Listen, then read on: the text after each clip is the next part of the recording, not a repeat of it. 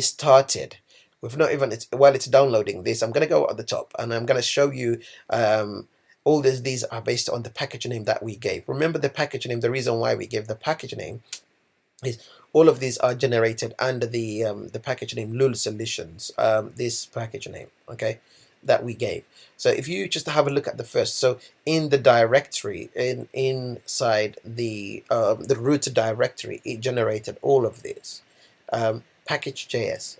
You would be thinking a Java project with its root having package.json.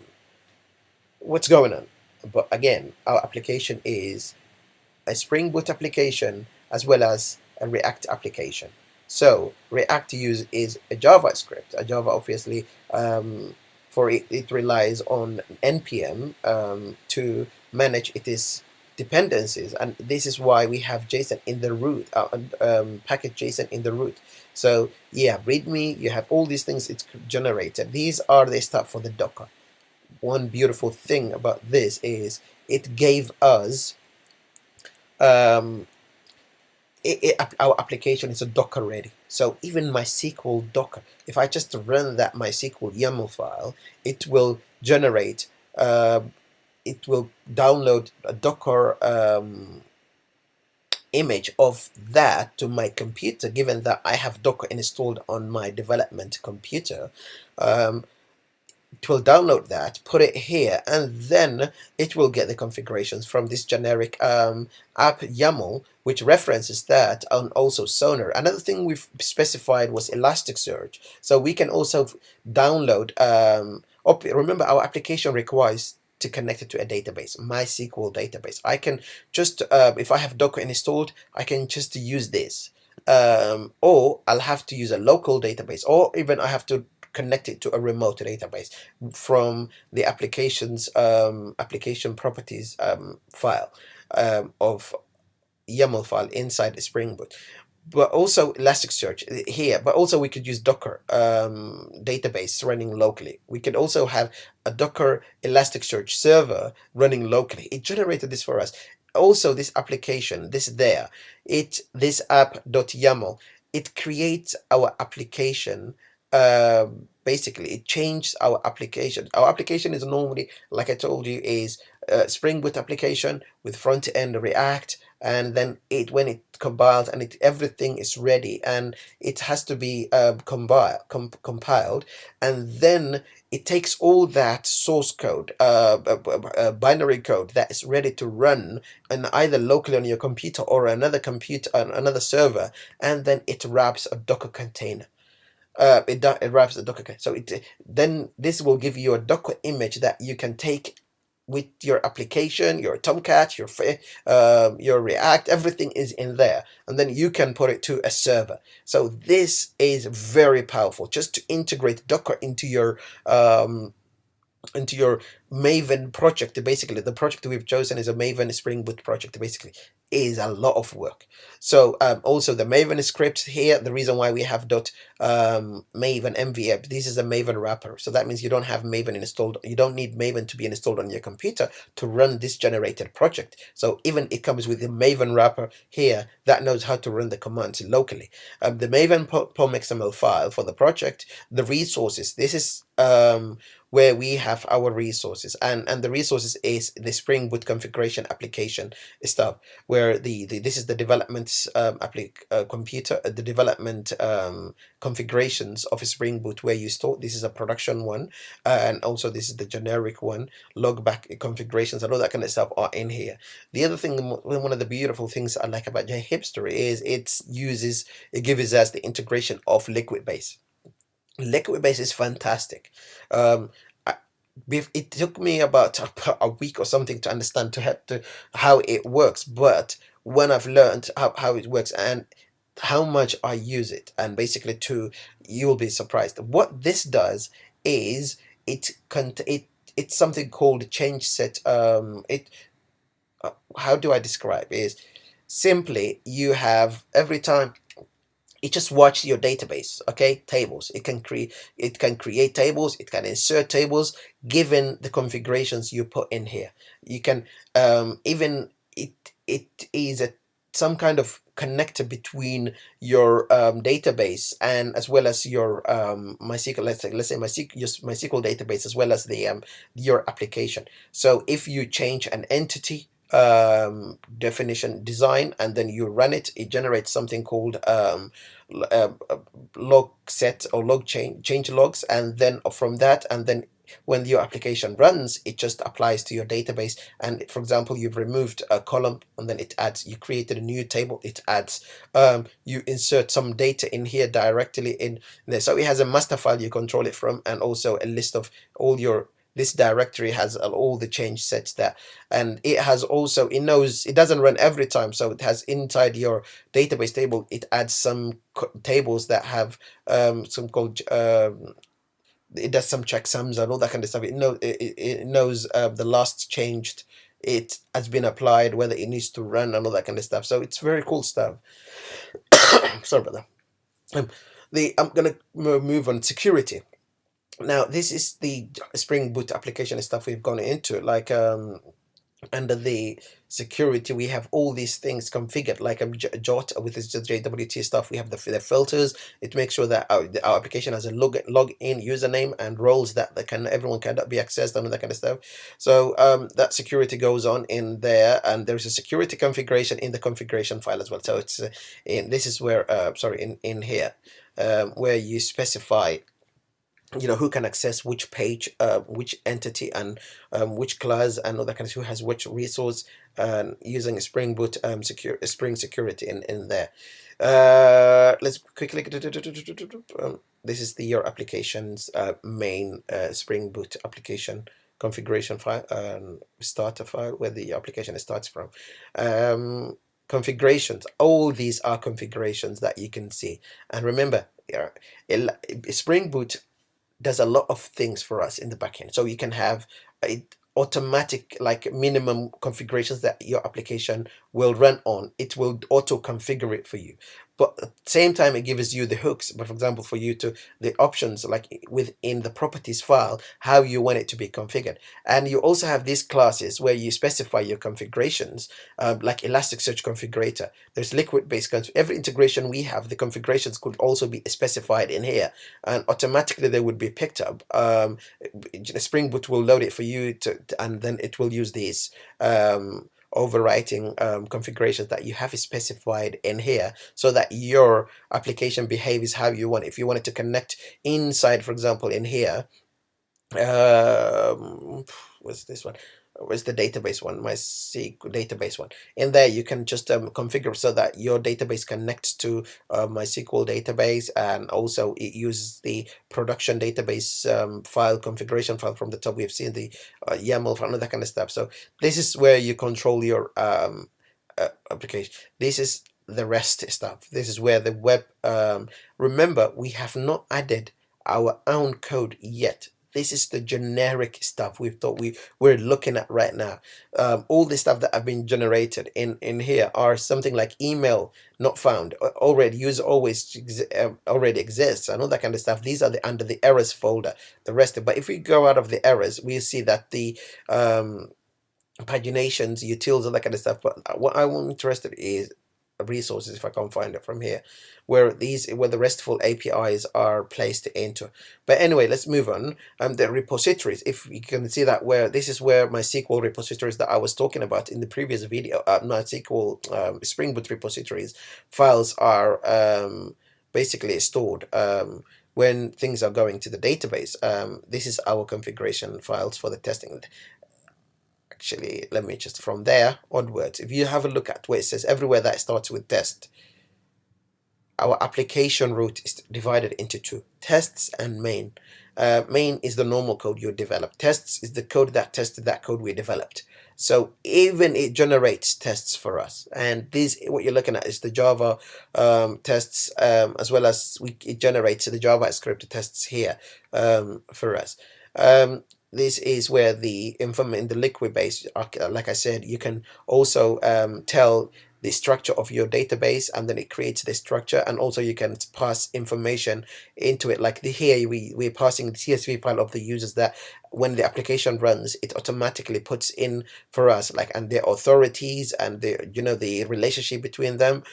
Here we're talking about the activation emails that we need to send templates. Like when we're sending one application wants to send an email, obviously you have to design the HTML of the template, and then you take dynamic information in there and put like first name, whatever you want in there, the content that you want in there. But the template for that is also prepared in that in here. Isn't it cool? um the other thing, repositories, like I mentioned earlier, and now we're talking about the code that we normally generated. Move on, move on, move on. I'm taking a bit of time on here, so I want you to appreciate this is what I'm talking about the DTOs. Okay, this is user DTO in here, as you can see, and all that kind of stuff. So this folder called DTOs is very important, that all our users, existing domain users, will be converted to DTOs, so that they will be passed to the front end guys. Front end guys will will never see our JPA entities that are mapped to the database. So they only see those ones. And we have some libraries in here, something called mappers, that convert from user, for example, this user from JPA user entity to a JPA to DTO user, this one, from to that one. So this is very, very important. We have filters and all that kind of stuff. I'm not going to go in here under the tests folder. Let's move in quickly.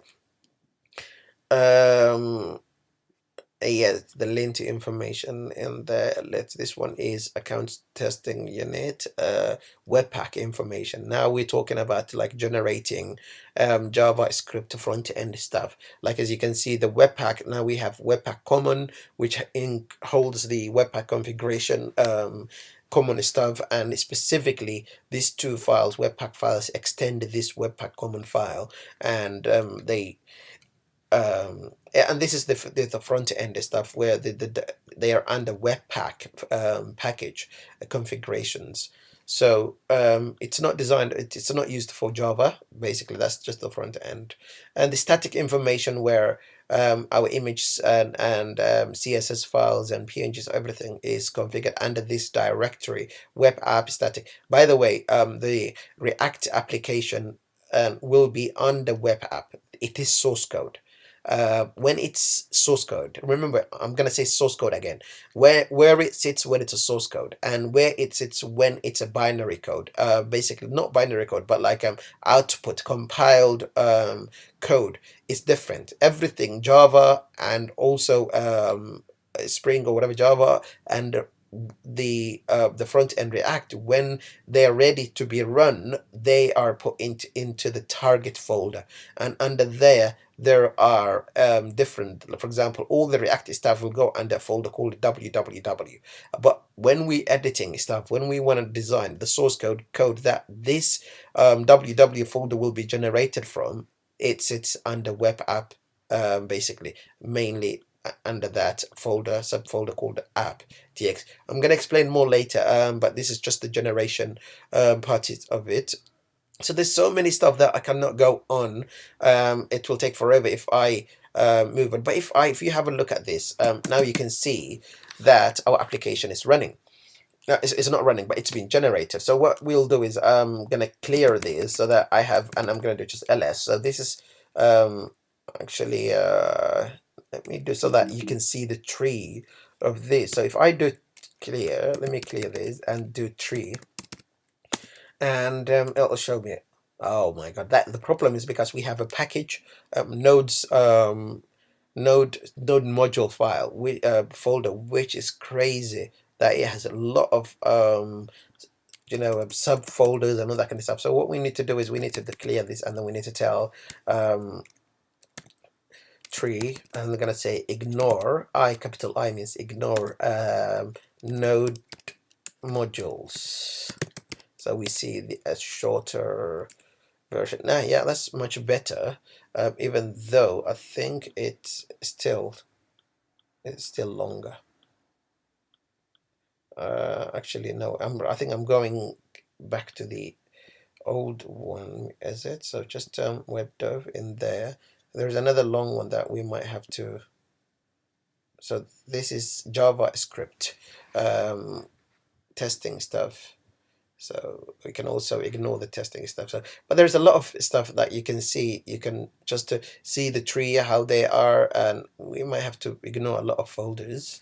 But this is the tree, mainly how it starts from in our package. We have a source, we have a main, and in there there's Docker files, there's a Java related under the main, where all the Java source code goes in, and then if we go down, obviously there is a package, and each sub package you can see in the Java and in there. So the main stuff went in there, repositories went in there, security went in there, related to the Java, and here is the web stuff where the RESTful API goes, basically accounts and all that kind of stuff. You can see it's very, very, very nice, basically.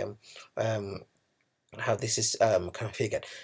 Libs, this is where you need to create this library is I think it's the new Docker Maven to Docker generator that we have now. This, for example, your application will be generated to a Docker application container where you can run it everywhere. So this library Jib allows you to it's Maven extend, I think is a plugin or something like that. Yeah, that you use to generate that.